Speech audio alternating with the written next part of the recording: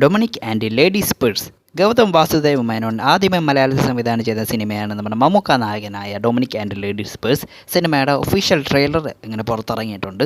Trailer personally എനിക്ക് ശരിക്കും തന്നെ ഇഷ്ടപ്പെട്ട്. നല്ലൊരു ഇൻവെസ്റ്റിഗേഷൻ കോമഡി ജോണറിൽപ്പെടുന്നതാണ്.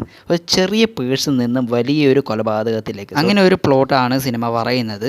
പിന്നെ മമ്മൂക്കയുടെ ആസ്ഥാനത്തുള്ള ചെറിയ ചെറിയ ഡയലോഗുകളുണ്ട്. അത് ഇച്ചിരി ക്രിഞ്ച് പോലെയാണ് പേഴ്സണലി എനിക്ക് തോന്നിയിട്ടുള്ളത്.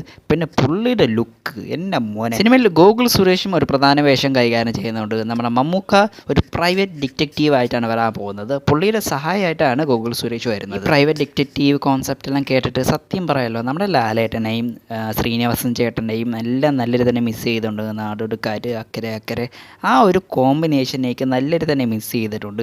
വർഷങ്ങൾക്ക് ശേഷം സിനിമയിൽ രണ്ടുപേരും ഒരുമിച്ച് വരാൻ വേണ്ടി ഇരുന്നതാണ്. പക്ഷേ ശ്രീനിവാസൻ ചേട്ടൻ്റെ ആരോഗ്യ പ്രശ്നം കാരണം ഇതിലേക്ക് വരാതിരുന്നതാണ്. നമ്മുടെ ലാലേട്ടനും അത് തുറന്നു പറഞ്ഞിട്ടുണ്ടായിരുന്നു.